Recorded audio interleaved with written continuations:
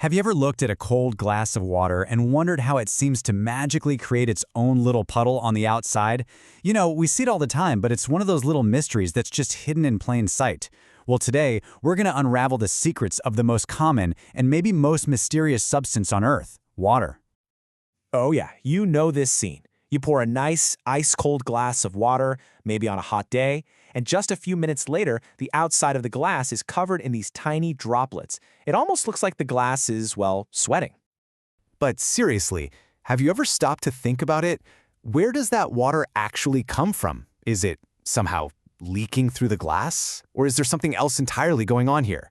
That's the big mystery we're going to solve today. Okay, but before we can crack the case of the crying glass, we've got to understand a really fundamental truth about water. You see, it's kind of a master of disguise. It has three different secret identities, or what scientists call states.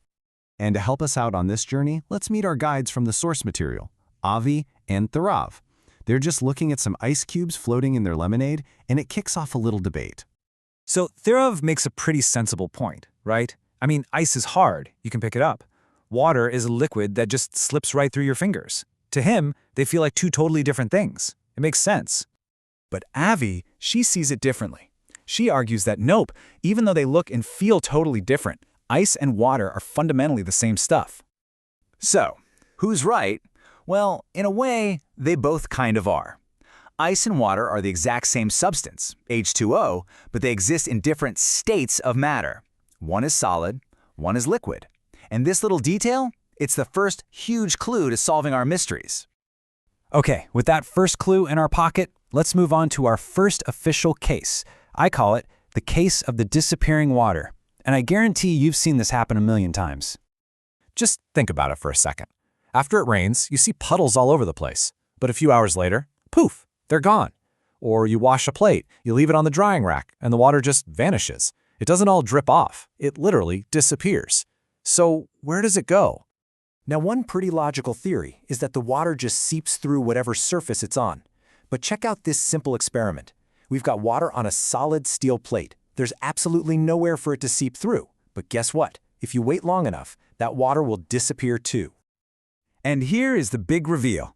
The water didn't go down or through the plate. It went up. It changed from a liquid into a totally invisible gas called water vapor, which then just mixes in with the air that's all around us. This amazing disappearing act actually has a scientific name. It's called evaporation.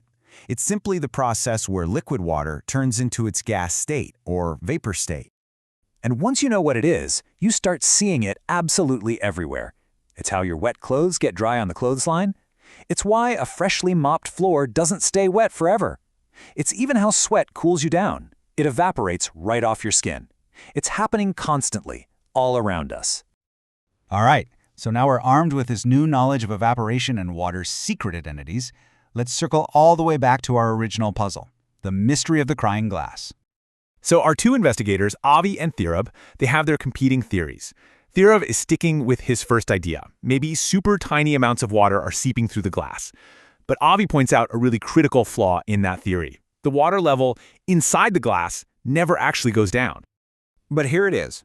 This is the definitive piece of evidence, the smoking gun that solves the case. When scientists put a glass like this on a really sensitive scale, they find that its total weight actually increases over time. Now think about that. Basic physics tells us that matter can't just be created out of thin air. So if the weight is going up, it means something is being added to the glass from the outside. And that process is called condensation.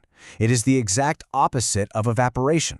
Remember that invisible water vapor that's already in the air all around us? Well, when it touches the cold surface of the glass, it cools down and turns right back into liquid water droplets. And just like that, mystery solved. So we've solved two different mysteries, right? The disappearing puddle and the crying glass. But the biggest reveal of all is seeing how these two things connect into one incredible non-stop journey. You see, what this all really means is that evaporation and condensation aren't just random things that happen. They are two parts of a constant cycle. They're two sides of the same coin. Water goes up into the air as an invisible gas, and then it comes back down as a visible liquid. And this right here lays out the whole journey. You start with solid ice, which can melt into liquid water. That liquid can then evaporate into that invisible gas, water vapor. That vapor then cools down and condenses back into liquid water, which, if it gets cold enough, can freeze right back into solid ice. It's a perfect, endless loop. Now, this amazing cycle isn't just happening with your glass of lemonade. It's happening on a massive planetary scale, and people have understood just how important this is for a very, very long time. I love this. This ancient verse from the Tamil text, the Thirukural, captures the idea perfectly. It basically says that without rain, which is just large-scale condensation, right? Even the mighty ocean would eventually dry up from evaporation. That tiny little cycle we see on a glass of water is what keeps our entire planet alive. So now that you know the secret lives of water, I'll leave you with this question. What other everyday mysteries, things like dew on the grass in the morning or the fog that forms on your bathroom mirror, can be explained by this same incredible journey? Now that you know what to look for, you'll see the clues are all around you.